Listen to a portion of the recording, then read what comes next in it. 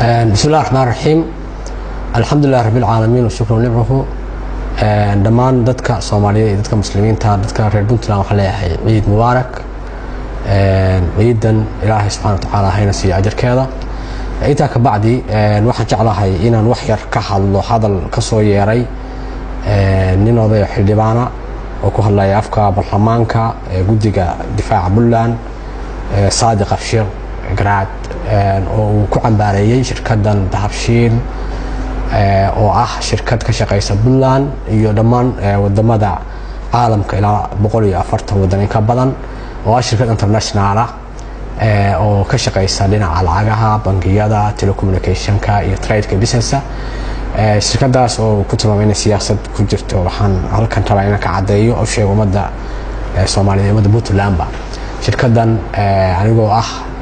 maamulaha Dahabshiil Bank khaasatan Boosaaso Puntland inaan u sheego in Dahabshiil uu leeyahay shirkadda Dahabshiil ay tahay shirkad sharciyeysan oo caalamka dhan ka shaqeysa ayna tahay shirkad rasmi u shaqeysa oo sharciyeysan oo dhammaan sharciyada caalamiga ee lacagaha iyo telecommunicationka waafaqsan in ay tahay shirkad aan siyaasad ku jirin shirkad ganacsi ah sidoo kale inay khaasatan haddana soo laabto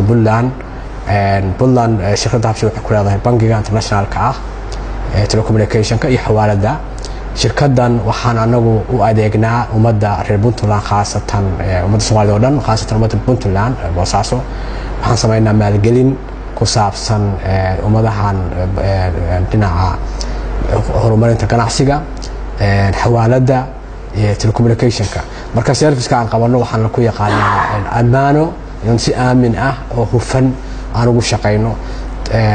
waxaanay taas marxaad ku yahay isaga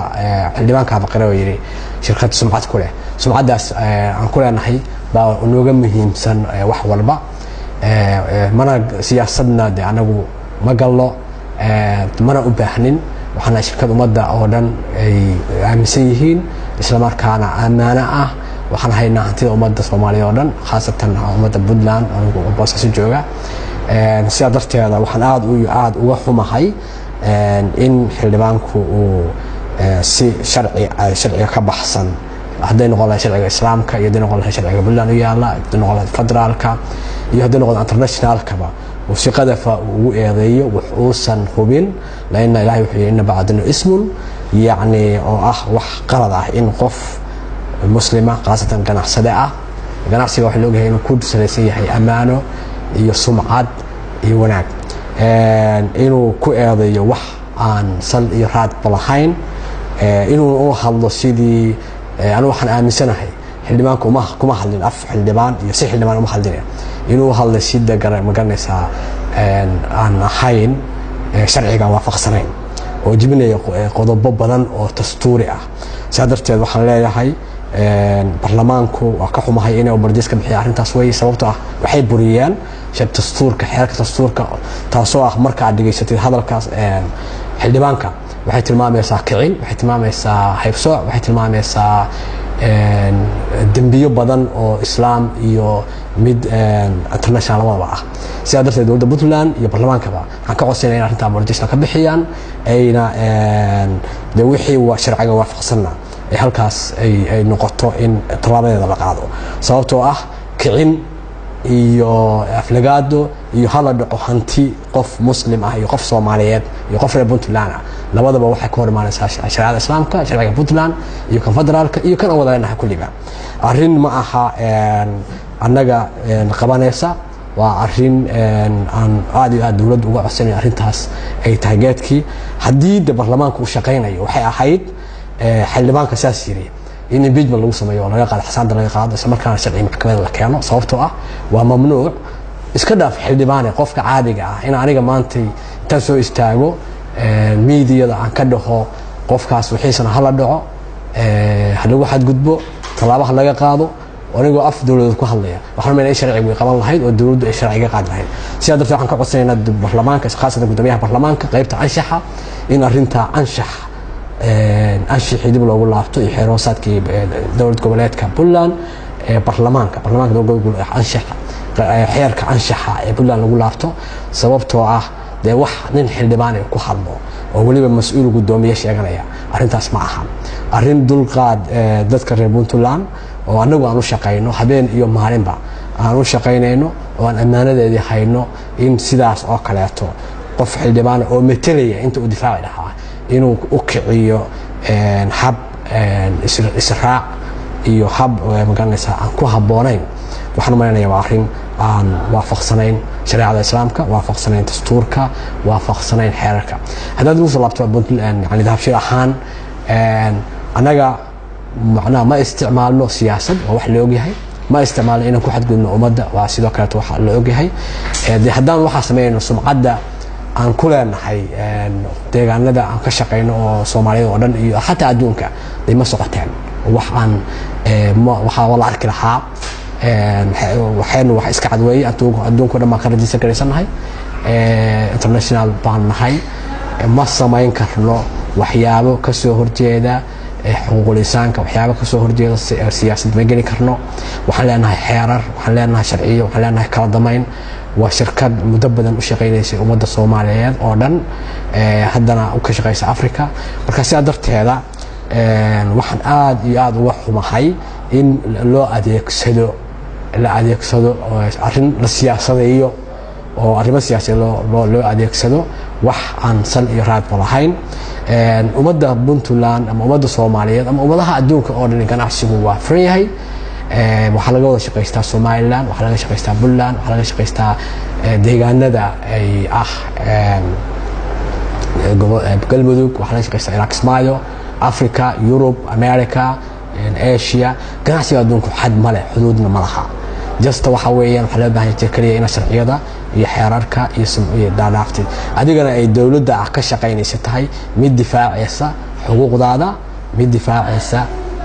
maxalda ganacsigaaga mid difaacaysa xoolahaaga mid difaacaysa magaranaysa geedkii anagana xuquuqda ma ku leeyahay waxa weeyaan waan ka soo bixi karnaa marka darteeda dawladda Puntland oo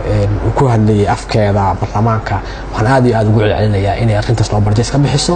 aysan ahayn arrin aan la qaban ay ahayd arrin xadgudub ah ay tahay arrin qadaf ah ay tahay arrin kicin ah ay tahay arrin ka fog wax la yiraahdo xaqiiqda marka waan ku celinayaa waxa kale oo sheegaya in anagu waxna wakiiladii Puntland u joogay محلها وكيلدي وجوجي تحفشيل شركة تحفشيل جروب مركا وحن آد يآد وحنا هاي أنا قلنا مذا شركة ذا كلا كشقية بدلان ويكون جيران حوالي ذا يكون جيران كان استذا كلياته إن سيجارة تحفشيل يضع أنا قلنا هاي الحالة بدل الجيران إن سيجارة الله سياسة بيو أو سيجارة أو جديد إنيسن وافق سنين أسلوبته يدقق الصومالية الإسلام كما إن حلبان أدبان وحومها حلبان بلان أو حلبان هذه أتك وقوف عويناها أما مجدد بدن كجريح سياسة دا محلبان لماذا وسبب تستور كجبيي حركة تستور كبلان جبيي حركة دقن كإسلام كنجبيي حركة دقن كصومالية نجبيي وأدبان وحومها ده وحويان برلمانك أما برلمانك أما حلبانكو وحصار المسؤولية شرعية قارعة وحنا ما لنا يعني مهم تاين شرعية عادي عادو دوره وحيد واحد مهم إنه شرعية وافقوا أنا واحد دورنا شرعية نلكم أنا حد قد بكرة أنا ونعيشكم حد قد بكرة بنتلان وحويان وحي كده حياة ومدة غير بنتلان أردن دولة أبو داستان حد ما ندا بنتلان وحوي مثليان تدول بجناحسي مثليان dadka shakhsiga bay metelayaan hadii xildhibaan uu awood u leeyahay inta uu media ka hadlo inuu yiraahdo qof muwaadin ah Soomaaliyeed Puntland shirkad Puntland ka shaqeynaysa sharci ku shaqeynaysa ha la dhaco ha la burburiyo ha lagu xadgudbo waxaan meenayaa sharciyada oo dhan baa marka Puntland oo dhan burburaysa hada yani waa aad baan ugu celinaya Puntland ma burburaysa sababta burburaysa wax weyn hadii xildhibaankiiba uu ku dhiiranayo in uu yiraahdo shirkad private ah oo siyaasad ku jirin oo uu meteliyay hala dhaco hala la burburiyo hala lagu xadgudbo يعني هذا noocaas iyo kicin uu diro de waxaan maalinayaa qofka caadiga ah wuxuu rabo sameyn kara مثلا anoo kale waxaan rabaa sameyn kara marka leeyahay waxay dhibaan mihi kicin iyo isku dir iyo wax rabo marka waxaan aad iyo aad u wacnaa in arrintaas dawladdu ka jawaabto in apologize buuxa laga bixiyo oo fuul ah arrinta iyada ah xildhibaankana ay ku habboon tahay in sharciga anshaxa baarlamaanka lagu qaado sababtoo ah wuxuu buriyey qodobo badan oo baarlamaanka xeer hoosaadka baarlamaanka ah waxaa ka mid ah dastuurka Puntland ma ogola kala sooc dastuurka Puntland ma ogola ganacsiga in lagu xadgudbo dastuurka Puntland ma ogola in uu baneeyo wuxuu yiri ku jira hadaladiisa waxa banaanaanaya taamilheed waxa weeye inuu diyaar u yahay in wax la baneysto isagoo xildhibaana oo sharciga metelaya marka cidna ma baneysan karto maxaa la dhahay qof xoolihiisa dhiigiisaba cidna ma baneysan karto qof inuu ku xadgudbo arrimihiisa shirkadaha ganacsiga oo dhan baan ka hadlaya kala shirkadeena maaha laakiin haddii taas ay noqoto xildhibaanku awood u yeesho inuu shirkadaha ganacsiga ugu hanjabo waxa hantidiina waa dhacayna waxaan sameeynaa waxa meelay dowladda Puntland baa burburaysa waana arrin soo socota waa arrin dadka badan iman doonta haddii burburtana waxa weeyaan Puntland dowladda waxaan u dooranay inay annagana difaacdo inay ganacsiga difaacdo inay nafteena difaacdo haddii xildhibaanada ay soo hadlayaan waxa weeyaan arrin aad iyo aad aan uga xunnahay marka waxaan leeyahay annagu doonahay Dahabshiil Group khaasatan bankiga iyo xawaalada iyo kulliba waxaan u shaqeynaa ummadda reer Puntland khaasatan ummadda Soomaaliyeed khaasatan ummadda reer Puntland oo nahay marka waxaan sidaan ka warramo shirkadda Puntland intaas oo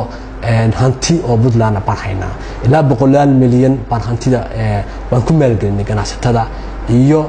dadweynaha reer Puntland waxaanu sameynaa ka qayb qaadanaa maxaa waxyaabaha tabarucaadka haddii ay dhacaan waxaanu shaqaalaysiinaa ilaa kumanaal dadka reer Puntland oo ka shaqeeya telecommunicationada ka shaqeeya geedkii waxaanu ka qayb qaadanaa kor u qaadida ganacsiga maadaama aan maalgelin sameyno maadaama aan sameyno waxaan kaloo sameyno maalgelin aan sameyno isla markaana aanu dadka ugu adeegno ganacsigeena sida